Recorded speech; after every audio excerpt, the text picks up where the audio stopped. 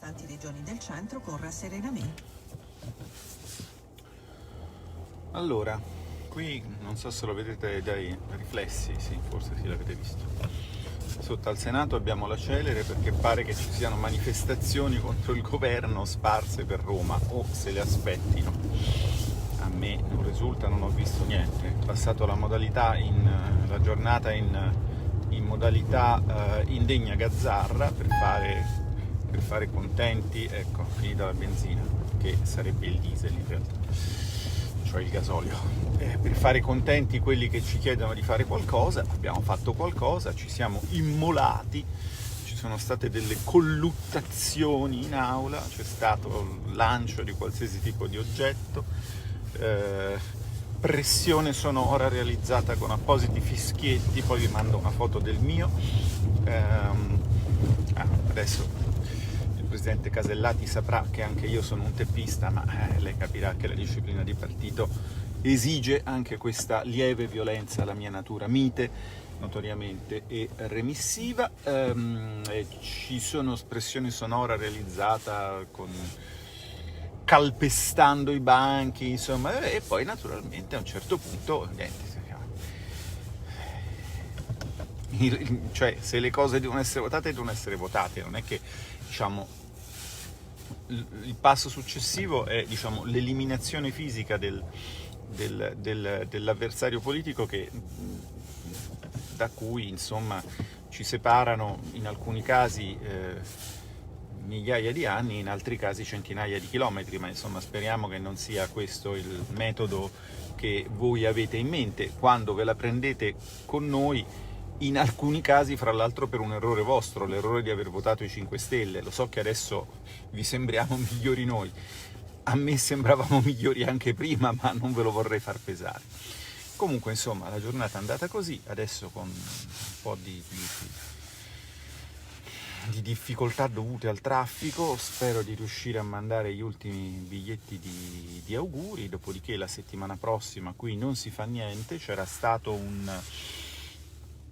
una convocazione, non si fa niente intendo dire in termini di lavori parlamentari, perché tutto il resto, lo studio, la comunicazione, il collega che deve andare in televisione e ti chiede una messa a punto sui suoi temi, oppure tu che devi andare in televisione e chiedi a un collega una messa a punto sui suoi temi. Per esempio io quando devo andare in televisione e si parla di lavoro, cassa integrazione, eccetera eccetera, ovviamente una telefonata a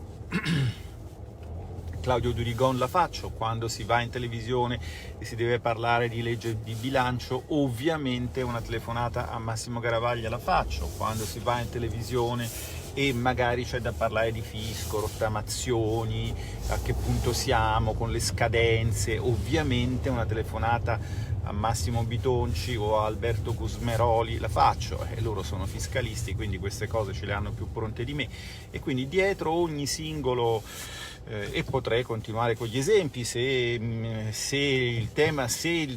la sera prima ti chiamano per parlare di MES, ma nel frattempo succede qualcosa sul fronte, non so, delle autostrade o sul fronte delle compagnie aeree, ecco, guardate, non faccio proprio nomi, sono degli esempi puramente astratti, insomma, è inevitabile fare una telefonata di verifica per sapere a che punto siamo con l'onorevole Rixi, eccetera, eccetera, eccetera. Dietro ogni singola, adesso non continuo, se no poi li dico tutti, ma insomma,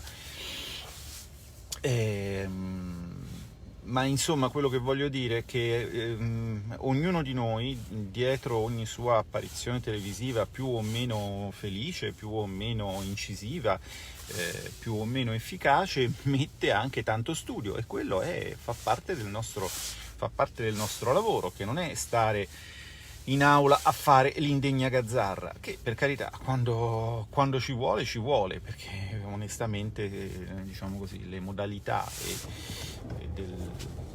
attraverso le quali l'attuale maggioranza sta portando avanti, nella parte più significativa di essa, con un completo voltafaccia, il disegno di legge immigrazione, insomma, sono piuttosto sconcertanti. sia per quel vago sapore di puerile ripicca nei confronti di Matteo Salvini, sia per quella totale mancanza di fase, intendo la fase in senso fisico, insomma, totalmente sfasati rispetto al momento economico, perché togliere i tetti ai decreti flussi nel momento in cui fra un po' in Italia le perdite di occupati si conteranno non più come adesso a centinaia di migliaia ma a milioni, insomma non lo so, cioè è un dato di mera opportunità, però insomma che vi devo dire, abbiamo deciso che gli diamo in outsourcing la nostra campagna elettorale e loro se la stanno cavando benissimo, devo dire. Vabbè, questo è quanto succederà quindi al Senato. La settimana prossima zero, io verrò a mettere in ordine l'ufficio, insomma a fare le mie cose, però non ci sarà praticamente, gli altri colleghi che vengono da altre città verosimilmente non ci saranno. Alla Camera invece probabilmente cioè certamente andrà in aula la legge di bilancio e verrà approvata. In questo momento si sta lavorando agli emendamenti, in commissione ci sono riunioni di vario tipo, non tutte formali, cioè non tutte sedute di commissione, anche riunioni fra i vari capigruppo per decidere in che modo gestire gli emendamenti, su quali si può trovare un accordo, su quali invece no, eccetera eccetera. Quindi loro voteranno la legge di bilancio in aula la settimana prossima, ovviamente con la fiducia, vabbè, questo ormai l'abbiamo capito. Torno a dire che quando vi diciamo che mettono un voto di fiducia, noi votiamo contro, ve lo dico a scanso di equivoci, ecco, perché ogni tanto qualcuno ci accusa di sostenere questo governo. Voglio ricordare, a scanso di equivoci anche qui, che diciamo, noi siamo una forza politica che ha tolto la fiducia a un governo perché i suoi ministri, e poi a partire dal primo, non seguivano le indicazioni politiche che erano contenute nel nostro programma e le indicazioni politiche che venivano dal nostro leader politico. Abbiamo tolto la fiducia, l'abbiamo fatto cadere, poi ne è venuto un altro.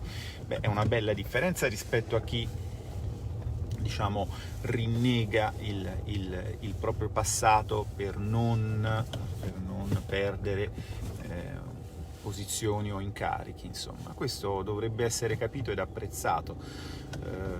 Quando chiedete giustamente di fare qualcosa per cambiare la situazione, noi il qualcosa che si può fare per togliere un governo lo abbiamo fatto, non ha funzionato, questo deve promuovere una riflessione più ampia, secondo me, sull'ordinamento costituzionale di cui ci siamo dotati.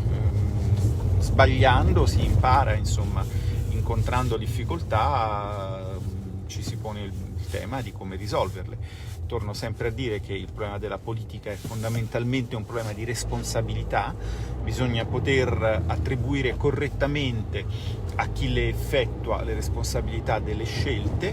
In questo momento, a mio avviso, l'attuale ordinamento, diciamo, costituzionale di repubblica parlamentare, non tanto per come è costruito ma per come viene fatto funzionare, non consente, secondo me, questa operazione, quindi sarà necessario evidentemente ritoccarlo. Verrà il tempo di farlo, che non è il tempo della pandemia, ovviamente.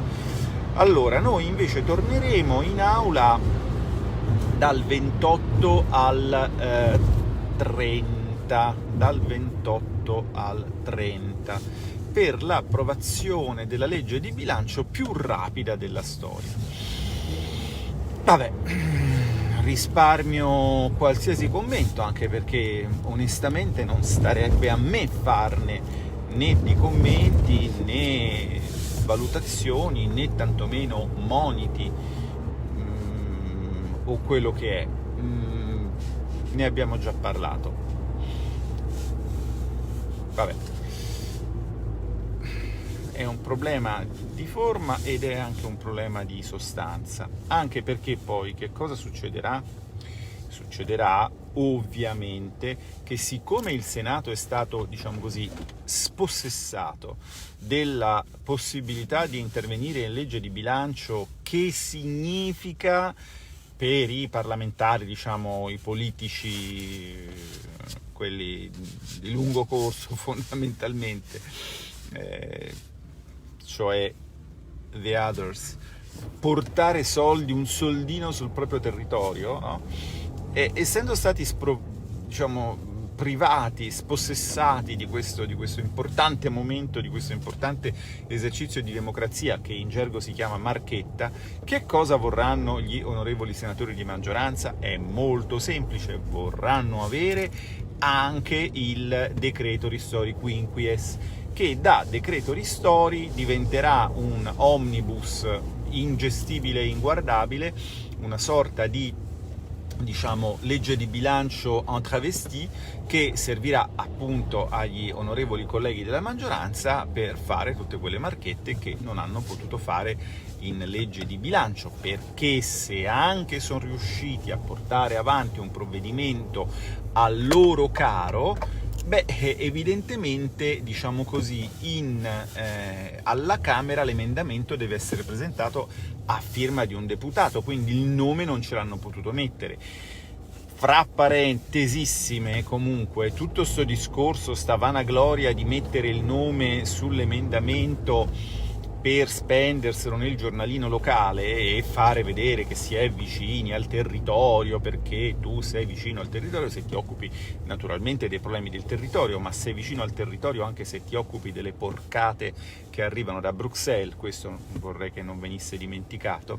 Tutta sta vanagloria poi viene spazzata via dal voto di fiducia, perché il voto di fiducia comporta la riscrittura del provvedimento in un unico maxi emendamento. Come sapete, a quel punto quel maxi emendamento è del governo, non ci sono più nomi né cognomi, e quindi, come dire, diventa tutto molto molto molto relativo. Non so quanto gli elettori realmente si appassionino di sapere che, e personalmente non mi sono mai sbattuto più di tanto per far sapere al mondo che c'era la mia firma sotto un pezzettino di legislazione. Mi è sempre sembrata una cosa che, per carità, capisco che fa parte del gioco, ma insomma è abbastanza anche puerile, insomma, se vogliamo.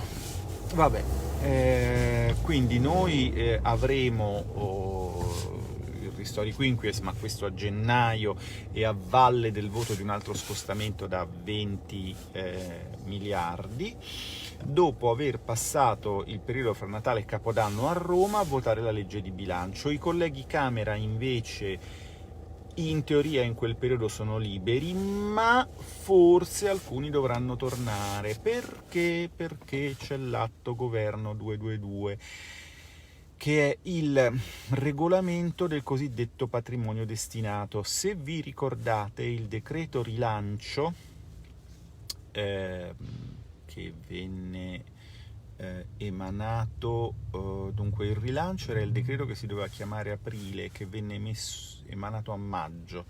Il decreto rilancio prevedeva che la Cassa Depositi e Prestiti avrebbe avuto a disposizione un patrimonio di 44 miliardi fino a un massimo di 44 miliardi che sarebbero stati raccolti sul mercato dal MEF, e che avrebbe destinato alla ricapitalizzazione di aziende con un fatturato, se non ricordo male, superiore a 50 milioni di euro, che non fossero completamente bollite, perché altrimenti questo avrebbe significato sprecare soldi pubblici, ma che avessero bisogno di una ricapitalizzazione per superare diciamo, la fase di stress determinata evidentemente dalla crisi pandemica. Allora, tutta questa bella storia naturalmente comporta un discorso su chi sceglie quali aziende, quali sono i requisiti che le aziende devono avere, tutta una serie di dettagli pratici che devono essere gestiti da un regolamento. Su questo regolamento le commissioni finanze devono dare un parere. Noi, diciamo così, abbiamo capito che non ci interessava particolarmente, diciamo, intestarci, cioè, per carità, l'operazione avrebbe anche un senso, mettiamola così, però fra, diciamo, i toni trionfalistici in alcuni casi, allarmati in altri casi, di chi diceva parte la nuova IRI, lo Stato imprenditore, insomma, chi entusiasta, chi disperato. Fra una cosa e un'altra abbiamo capito che neanche la maggioranza ha tanto le idee chiare su quello che vuole fare. L'unica cosa, essendo chiara, è che viviamo in un sistema tolemaico dove al centro dell'universo però non c'è purtroppo il Sole, ma ahimè il MEF, che anche qui ovviamente condiziona con le sue... Siccome la maggioranza ha delle, diciamo, piccole faglie su questo tema, perché quelli sono 44 miliardi veri, perché sono 44 miliardi che il MEF raccoglierebbe sul mercato, non sono 209 miliardi finti come i 209 miliardi della famosa pioggia di miliardi. Quelli sono 44 miliardi veri e naturalmente vanno indirizzati su aziende specifiche, quindi, come dire, c'è una certa... non so se riesco a rendervi l'idea della rilevanza dal punto di vista politico del tema, no? E quindi naturalmente, siccome il tema politico è rilevante, i nostri carissimi amici di maggioranza non sono d'accordo, e allora, siccome non sono d'accordo, a quello che sono riuscito a capire, hanno paura di agguati fra una Camera e l'altra, motivo per il quale desiderano che il voto in consultiva sia perfettamente sincrono fra Camera e Senato. Ora, normalmente nella Camera, alla Camera e al Senato, quando c'è da votare un parere, gli uffici legislativi si mettono d'accordo e in effetti il parere che viene portato in votazione è sostanzialmente identico nei due rami del Parlamento, per evitare che, per dare al governo un indirizzo univoco. E questo normalmente non richiede grossissimi, diciamo, un meccanismo che non richiede una blindatura, non so come dirvi, cioè si fa così perché si fa così e quindi si fa così, punto. Il fatto che questa volta pensino che il parere possa essere in un modo dai giovani irruenti e testosteronici colleghi della Camera bassa e in un altro modo dai riflessivi, savi e anche un po' cadenti colleghi della Camera alta, fa capire che, diciamo così, c'è qualche punto di frizione rilevante, insomma. Fatti loro, da un certo punto di vista, non è compito nostro fargli fare pace, insomma, dovrebbero farla fra se stessi e dentro se stessi anche, nel senso, il famoso fai pace col cervello. Ecco, adesso qua sarebbe cortese che mi venisse offerta l'opportunità di rientrare, grazie.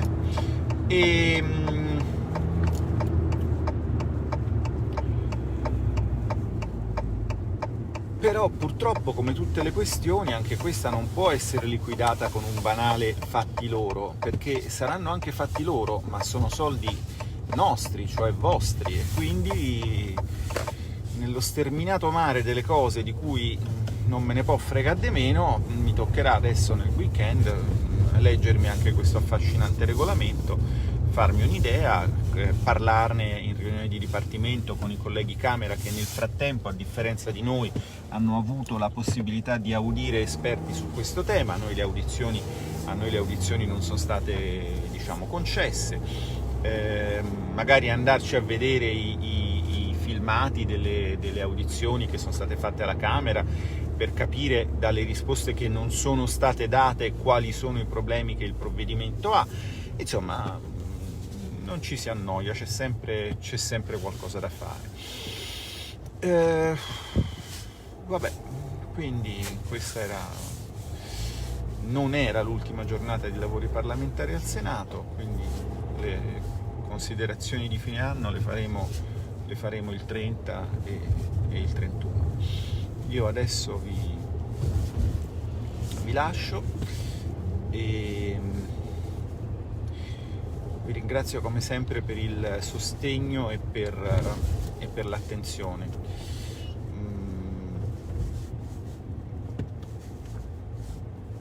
non riesco sempre a rispondere a tutti, ma leggo tutti e fa piacere vedere che qualcuno si accorge che ce la stiamo mettendo tutta.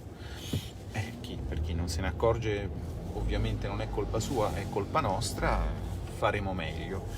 Tanto qui mi sembra che almeno fino all'inizio del semestre bianco e anche oltre, come diceva l'altro giorno saggiamente Giancarlo Giorgetti, questa situazione, questa configurazione, per quanto inefficiente sia, manterrà una sua stabilità. Allora, adesso facciamo passare le guardie e vi lascio.